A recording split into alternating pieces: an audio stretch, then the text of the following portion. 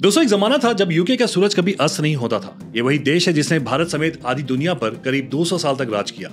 उनकी ताकत, उनकी हुकूमत और उनका रसूख हर किसी के सिर चढ़कर बोलता था। लेकिन वक्त का पहिया हमेशा एक सा नहीं रहता। कर्मों का हिसाब तो देना ही पड़ता है, चाहे वो इंसान हो या कोई देश। आज वही यूके जो पूरी दुनिया में राज करता था, बर्बादी के कगार पर खड़ा है।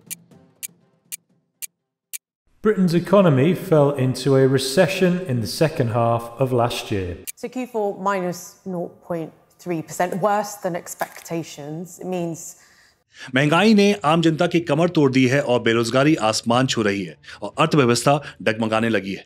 यहां तक कि एनर्जी क्राइसिस और पॉलिटिकल उथल-पुथल ने हालात और भी बिगाड़ दिए हैं। सोचने वाली बात यहां पर यह है कि कैसे एक सुपर पावर से गिरकर एक देश इस हाल में पहुंच गया, और आखिर ये बर्बादी की शुरुआत हुई कहां से? वो कौन सा मोड़ था जब यूके में गिरावट की तरफ पहला कदम रख लिया था? वैसे तो पूरी दुनिया रिसेशन से गुजर रही है। Economic crisis, Wars, job crunch, सब कुछ एक साथ चल रहा है।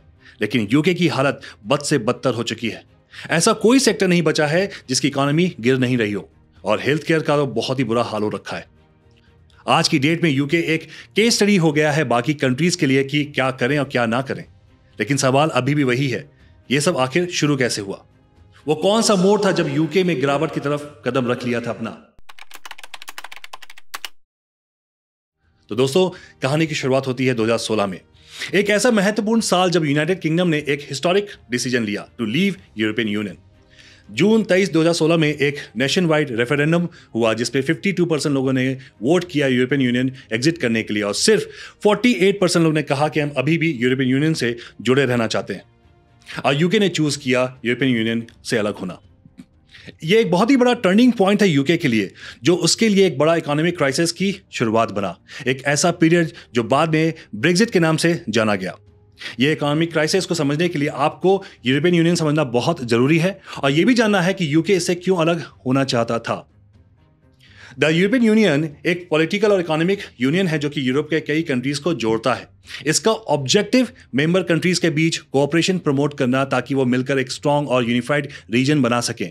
एक ऐसा इकोसिस्टम जो यूरोपियन यूनियन के लिए इकोनॉमिक कोऑपरेशन का कॉमन मार्केट प्लेटफॉर्म क्रिएट करे, जहां member countries can trade without tariffs. एक ऐसे पॉलिटिकल स्टेबिलिटी क्रिएट करना जो मेंबर नेशन के बीच शांति बनाए और डेमोक्रेटिक वैल्यूज को प्रमोट करे। जिससे हुआ यह कि फ्रीडम ऑफ मूवमेंट क्रिएट हुआ, जहां ईयू सिटीजन्स ट्रैवल, वर्क और सेटल हो सकते थे किसी भी मेंबर कंट्री में विदाउट ए वीजा, जिसके लिए कॉमन पॉलिसीज भी बनाई गई थी। लेकिन यूके ने इससे बाहर निकलना ही क्यों सही समझा? यूके का यूरोपियन यूनियन से निकलने का फैसला, जिसे ब्रेक्जिट कहा जाता है, कई कारणों से प्रभावित था। सबसे बड़ा कारण था 2008 का रिसेशन, जब यूके ने इकोनॉमिक क्राइसिस से निपटने के लिए काफी प्रोजेक्ट्स पे काम कर रहा था, लेकिन ईयू पॉलिसीज के कारण उसको इंप्लीमेंट नहीं कर पा रहा था। और उसके बाद के ऑस्टेरिटी मेजर्स, जिसको सरल भाषा में कहें तो खर्चों में कटौती के उपाय, ने यह बिलीव को और फ्यूल किया कि ईयू पॉलिसीज यूके के इकोनॉमिक क्राइसिस के रिकवरी में बाधा डाल रही है। दूसरा बड़ा कारण वो भी था जो कि काफी प्रोमिनेंट था, वो यूके ईयू मेंबरशिप फी।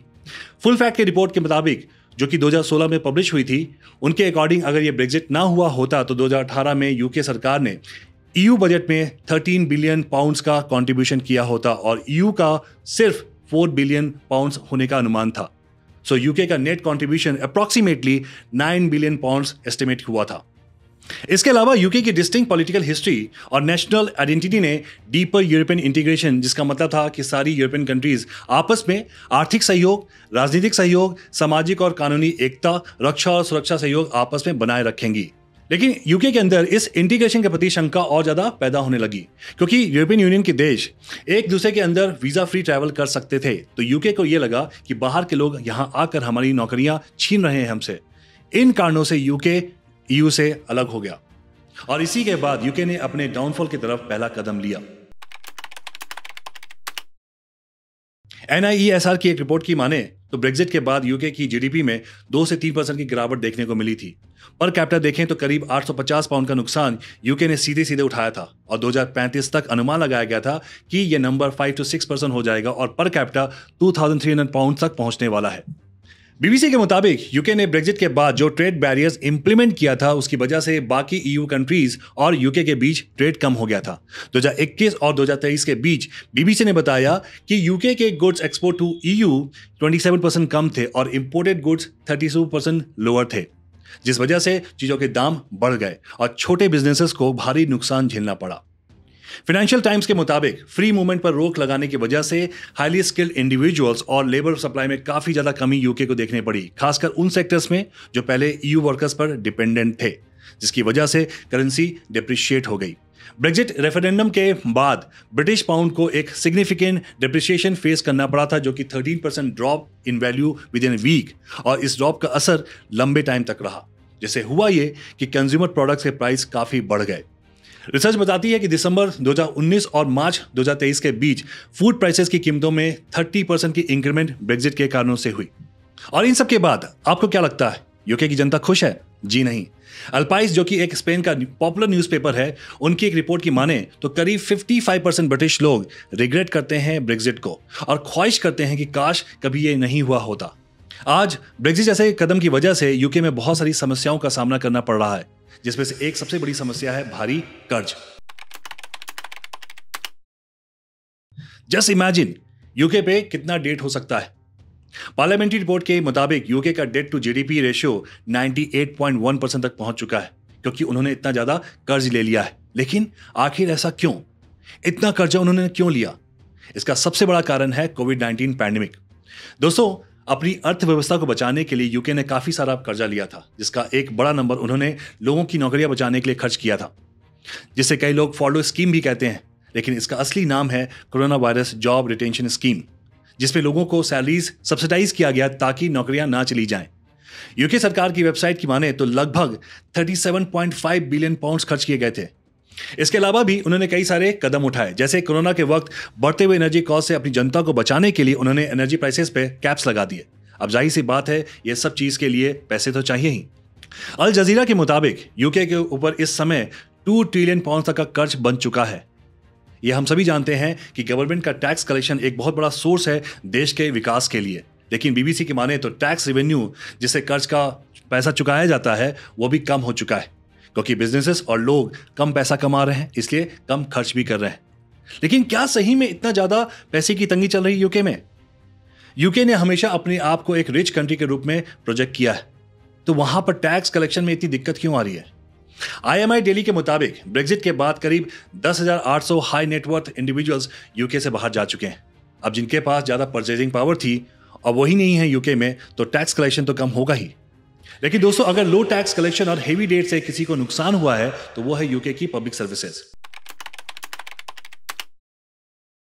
मैंने आपको थोड़ी देर पहले बताया था कि फ्री मूवमेंट के कम होने की वजह से हाई स्किल और लेबर वर्कफोर्स में काफी कमी दिखी थी, लेकिन इससे भी ज्यादा इंपैक्ट यूके को डॉक्टर्स की कमी ज्यादा परेशान कर रही है। फोर्ब्स की रिपोर्ट के मुताबिक NHS यूके का एक बहुत बड़ा हिस्सा है जो फ्री में हेल्थ केयर देता है, लेकिन अभी ये बहुत बड़ी प्रॉब्लम का सामना कर रहा है। डॉक्टर्स और नर्सेज की कमी है, और जो हैं वो काफी टायर्ड और स्ट्रेस फील कर रहे हैं। ब्रेग्जिट के बाद कुछ डॉक्टर्स और नर्सेज यूके छोड़कर चले गए, और जो वो हैं वो लो पे या फिर टफ वर्किंग कंडीशन से जूझ रहे हैं। इसकी वजह से पेशेंट को डॉक्टर से मिलने या ट्रीटमेंट लेने में बहुत लंबा वेट करना पड़ता है। गवर्नमेंट ने ज़्यादा इन्वेस्टमेंट देने का वादा तो किया है, लेकिन एक्सपर्ट का शक है कि जो इन्वेस्टमेंट का प्लान है वो काफ़ी होगा इस चीज़ को इम्प्रूव करने के लिए। हॉस्पिटल्स भी ओल्ड बिल्डिंग्स और कम इक्विपमेंट्स की प्रॉब्लम झेल रहे हैं। कुछ हॉस्पिटल में तो वीक कॉन्क्रीट है जो कभी भी गिर सकती है। CT और MRI स्कैनर जैसी मशीन की कमी की वजह से लोगों को पता लगाने में ज़्यादा टाइम लगता है कि उन्हें क्या प्रॉब्लम है। जो बुजुर्ग हैं उन्हें केयर की ज़रूरत है, लेकिन हॉस्पिटल्स में स्पेस या फिर सोशल केयर की कमी से बेड्स हमेशा फुल रहते हैं, जिससे कंडीशन और ख़राब हो जाती है। NHS को बड़े बदलाव की ज़रूरत है, वरना यह प्रॉब्लम और बढ़ेगी। लेकिन हेल्थ केयर इकलौता ऐसा सेक्टर नहीं है यूके में जिसमें अभी दिक्कत चल रही है। लॉ सोसाइटी यूके की माने तो यूके का जस्टिस सिस्टम बड़ी दिक्कत में है। कोर्ट में केसेस की भरमार है और ट्रायल्स के लोगों को सालों इंतजार करना पड़ता है।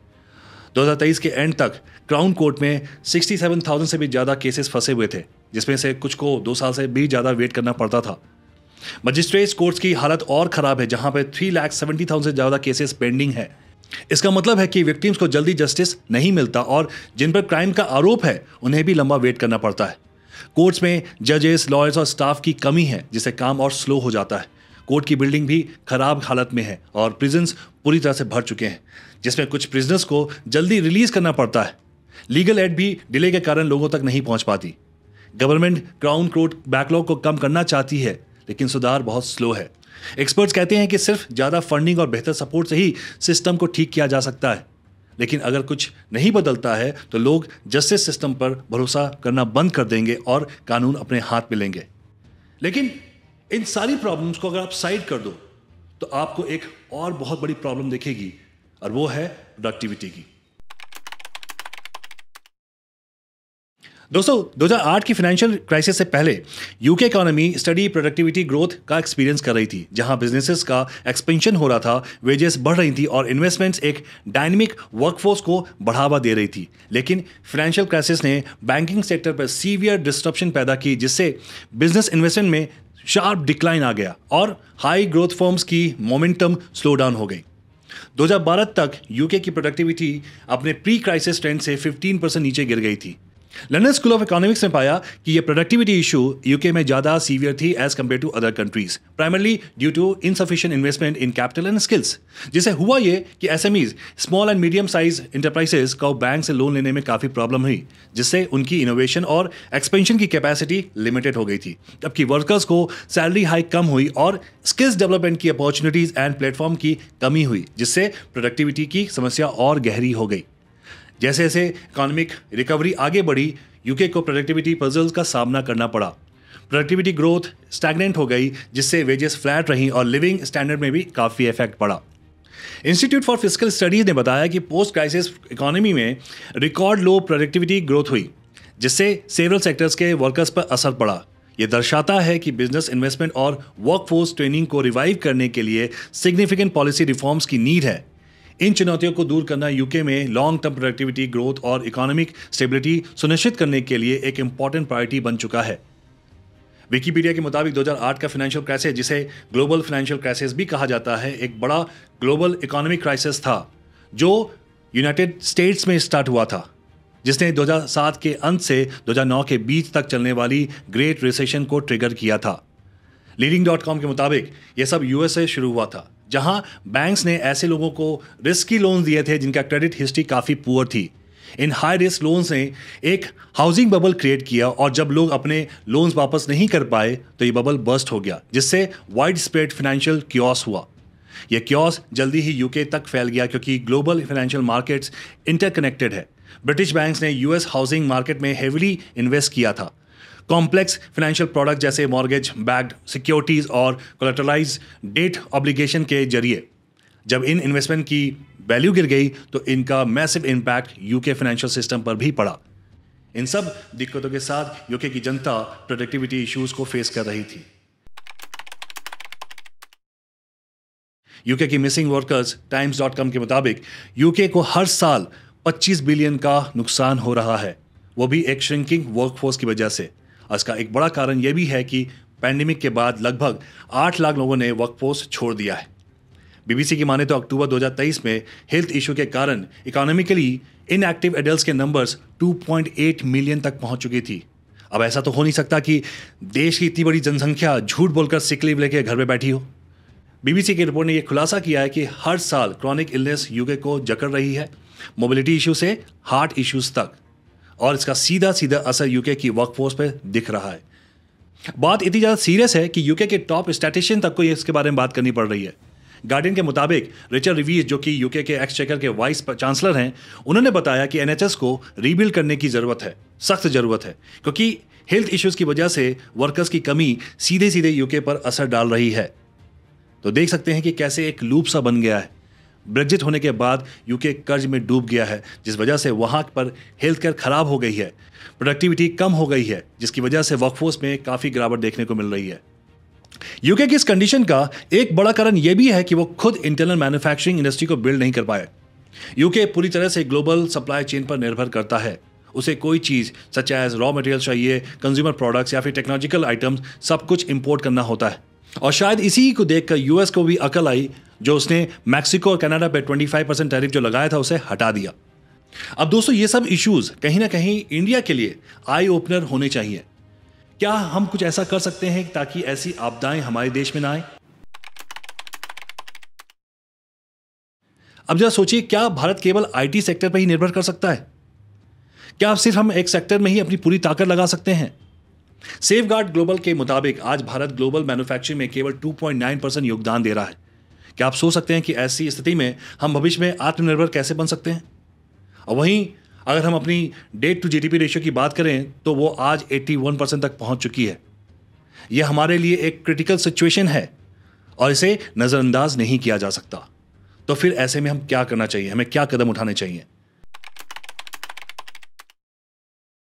दोस्तों, अगर वास्तव में हम अपनी शक्ति को बढ़ाना चाहते हैं तो अपने पुराने उपनिवेशों की तरह मुसीबतों से बचना चाहते हैं तो हमें फ्रीवीज को बंद कर देना होगा। उन पैसे का उपयोग इंडिया की मैन्युफैक्चरिंग पावर को बढ़ाने में करना चाहिए। हम क्यों ना उस पैसे से जो हम सब्सिडी में और मुफ्त चीज़ों में दे रहे हैं उसे मेड इन इंडिया की प्रोडक्ट्स को और बढ़ाने में, उसका प्रोडक्शन पावर बढ़ाने में लगाएं। इस तरह से हम अपनी आत्मनिर्भरता की दिशा में एक बड़ा कदम उठा सकते हैं और भविष्य में किसी भी बाहरी संकट से बच सकते हैं। अगर हम अपनी मैन्युफैक्चरिंग को मजबूत करेंगे तो न सिर्फ हमारी अर्थव्यवस्था में वृद्धि होगी बल्कि हमें एक मजबूत और स्थिर राष्ट्र बनाने की दिशा में एक पहला कदम होगा। अब हमारी सरकार क्या करती है ये वही जाने, लेकिन क्या आप इस बदलाव के लिए तैयार हैं? आपकी क्या राय है नीचे कमेंट में जरूर बताइएगा। मैं मिलता हूं आपसे नेक्स्ट वीडियो में। तब तक के लिए बड़ों का नमस्कार, छोटों का प्यार।